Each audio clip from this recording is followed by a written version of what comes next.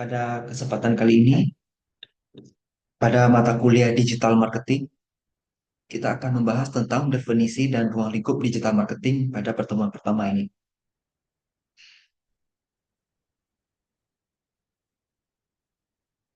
Berikut adalah capaian pembelajaran. Setelah mempelajari materi ini, diharapkan mahasiswa untuk bisa mengingat, memahami, menerapkan, menganalisis, mengevaluasi, dan menciptakan. Ada 6 berdasarkan taksonomi Bloom, dan ini adalah masing-masingnya seperti mengingat itu mahasiswa dapat mengidentifikasi konsep dasar digital marketing dan perbedaannya dengan pemasaran konvensional. Kemudian memahami, mahasiswa menjelaskan cara kerja SEO, SEM, dan media sosial dalam strategi pemasaran digital. Menerapkan, yang ketiga, mahasiswa dapat merancang strategi digital marketing berdasarkan platform yang sesuai dengan target pasar. Yang keempat, menganalisis, mahasiswa dapat membandingkan efektivitas berbagai teknik digital marketing berdasarkan hasil analitik. Yang kelima, mengevaluasi. Mahasiswa dapat menilai keberhasilan kampanye digital marketing berdasarkan metrik yang relevan. Dan yang keenam, itu menciptakan. Mahasiswa dapat menyusun kampanye digital marketing yang inovatif sesuai tren terkini. Nah, kita pertama ketahui dulu apa definisi dari digital marketing itu. Digital marketing adalah strategi pemasaran yang menggunakan media digital dan internet untuk menjangkau target pasar secara efektif, secara ringkas begitu. Digital marketing ini memungkinkan bisnis untuk berinteraksi dengan pelanggan secara langsung dan menyediakan pengalaman yang lebih personal serta terukur dibandingkan pemasaran konvensional. Dalam mencapainya, digital marketing memanfaatkan berbagai platform antara lain yang pertama media sosial. Rekan-rekan semua pasti pakai media sosial di zaman sekarang ini. Instagram, Facebook, Twitter atau X, LinkedIn, TikTok, dan lainnya untuk membangun engagement dan promosi produk atau jasa. Yang kedua, kita bisa pakai website. Ini sebagai pusat informasi dan transaksi online yang mendukung pemasaran digital. Yang ketiga, email marketing. Ini menggunakan email untuk membangun komunikasi dan promosi langsung kepada pelanggan. Yang keempat, mesin pencari SEO dan SEM. Ini mengoptimalkan website agar muncul di peringkat atas pencarian Google atau SEO atau menggunakan iklan berbayar atau SEM. Nanti akan dibahas pada pertemuan berikutnya lebih rincinya. Yang kelima, aplikasi seluler. Ini pemasaran melalui aplikasi seperti notifikasi push, mobile ads, dan aplikasi khusus pelanggan. Berikutnya, ruang lingkup digital marketing. Ini mencakup tapi tidak terbatas pada, kita lihat dulu ada Search Engine Optimization atau SEO. Mengoptimalkan website agar muncul di halaman pertama mesin pencari. Ketika kita ketik produk kita, misalnya produk kita adalah makanan ayam goreng. Kita ketik ayam goreng yang muncul pertama di website adalah ayam goreng milik kita. Itu yang disebut SEO. Kemudian Search Engine Marketing.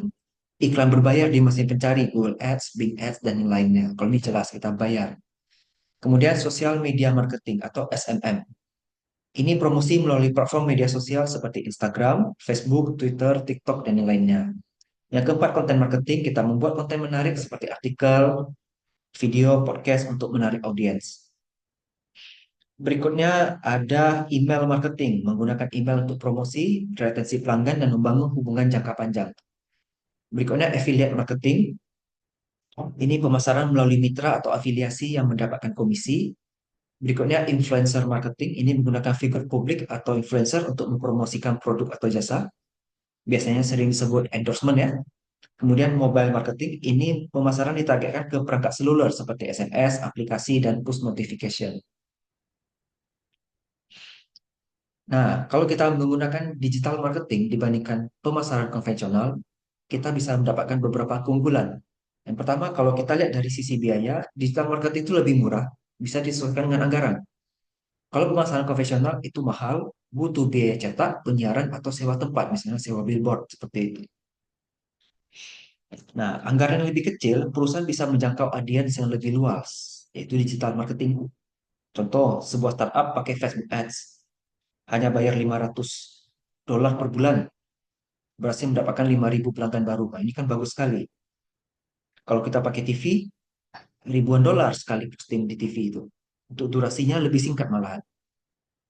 Kemudian untuk jangkauan, digital marketing itu global tanpa batas geografis. Kalau pemasaran konvensional itu terbatas pada area tertentu, misalnya kota Pekanbaru aja. Pasang billboard berarti di Pekanbaru aja begitu. Ini berbeda, hanya lebih bagus digital marketing kalau dalam kasus jangkauan. Contohnya bisnis lokal di Indonesia menjual produk handmade, berhasil mendapatkan pelanggan dari Amerika Serikat dan Eropa melalui pemasaran digital di marketplace global, Amazon misalnya ya, atau iklan digital. Berikutnya, hasil pengukuran dapat diukur dengan data dan analitik. Nah, ini kita berbicara tentang aspek pengukuran. Digital marketing ini menyediakan berbagai alat seperti Google Analytics, Facebook Insights, di Instagram juga ada ya, memungkinkan perusahaan mengukur efektivitas kampanye mereka secara real time. Itulah kalau digital marketing. Tapi kalau pemasaran konvensional, sulit diukur, seringkali hanya berdasarkan estimasi atau prasurvei bisa juga. Contohnya perusahaan e-commerce menjalankan kampanye email marketing dan mendapat langsung melihat metrik seperti tingkat pembukaan email, klik tautan, dan konversi penjualan untuk menilai efektivitasnya. Yang terakhir, interaksi pelanggan. Ini interaksi langsung dengan pelanggan melalui media sosial dan website. Kalau digital marketing bisa langsung melalui medsos, email, chat, WA, apalagi ya. Telegram juga bisa. Kemudian kalau di pemasaran konvensional itu tidak bisa langsung, hanya melalui media cetak dan elektronik. Dan kalau mau jumpa pun mereka harus ke tempat kita, ke toko kita. Nah, sementara di zaman sekarang ini toko sudah tidak pakai fisik lagi ya kebanyakan. Nah, contoh kasusnya sebuah brand fashion ingin menggunakan Instagram Live untuk interaksi dengan pelanggan, menjawab pertanyaan tentang produk, melakukan penjualan langsung. Ini jauh lebih cepat dibandingkan dengan metode pemasaran tradisional seperti katalog cetak atau iklan di majalah. Ini ada tantangan dalam digital marketing. Pertama itu ada perubahan algoritma platform digital yang cepat. Algoritma medsos ini dan mesin pencari seperti Google sering berubah. Sehingga strategi pemasaran digital efektif hari ini bisa menjadi kurang efektif untuk beberapa bulan ke depan. Maka kita harus penyesuaian ya. Contohnya kasus bisnis online mengandalkan Facebook Ads mengalami penurunan jangkauan organik setelah algoritma Facebook berubah yang mengutamakan konten dari keluarga dan teman dibandingkan konten bisnis. Nah, ini harus diperhatikan. Strateginya itu mengikuti perkembangan terbaru dari platform digital. Diversifikasi strategi pemasaran ke berbagai platform untuk mengurangi ketergantungan pada satu algoritma dan menggunakan pemasaran berbasis komunitas untuk meningkatkan interaksi organik. Berikutnya, persaingan ketat di dunia digital. Karena semakin banyak bisnis yang beralih ke dunia digital marketing, persaingan untuk mendapatkan perhatian pelanggan menjadi sangat ketat. Contohnya, sebuah startup fashion yang baru masuk ke pasar itu sulit dapatin exposure karena bersaing dengan brand yang besar dan sudah punya audiens yang loyal. Anggaran pemasarannya juga besar. Chanel, Dior, Prada, itu sulit kalau kita masih baru mau bersaing dengan mereka ya. Nah, strateginya kita menemukan unique selling proposition atau USP yang membedakan produk atau layanan dari pesaing, memanfaatkan strategi pemasaran niche untuk menargetkan audiens yang lebih spesifik, dan menggunakan teknik retargeting untuk menarik kembali pelanggan potensial yang pernah berinteraksi dengan brand. Ketiga itu keamanan data dan privasi pengguna. Regulasi seperti GDPR di Eropa dan Undang-Undang Perlindungan Data ini semakin ketat, membuat perusahaan harus lebih berhati-hati dalam mengelola data penggunaan. Contohnya Facebook terkena denda akibat pelanggaran privasi. Pernah dengar ya berita seperti itu?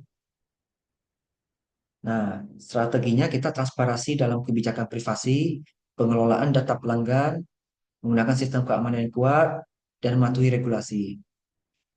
Yang keempat, kita memerlukan strategi konten yang kuat dan konsisten. Ini adalah kunci dalam digital marketing, tetapi membuat konten berkualitas dan menarik itu relevan sesuai dengan yang kita inginkan adalah tantangan yang besar. Contoh, perusahaan SaaS, Software as a Service, itu kepanjangannya. Ini mengingatkan engagement mengalami kesulitan dalam menciptakan konten yang tidak hanya informatif, tetapi juga menarik dan mudah dipahami audiensnya.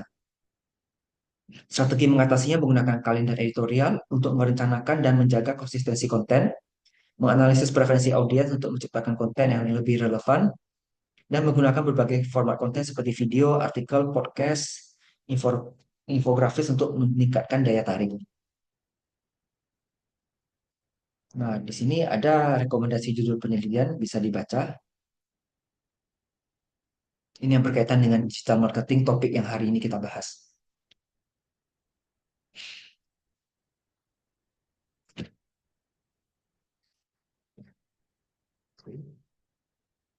Sekian yang dapat saya sampaikan. Semoga materi ini dapat dipahami dengan baik. Terima kasih.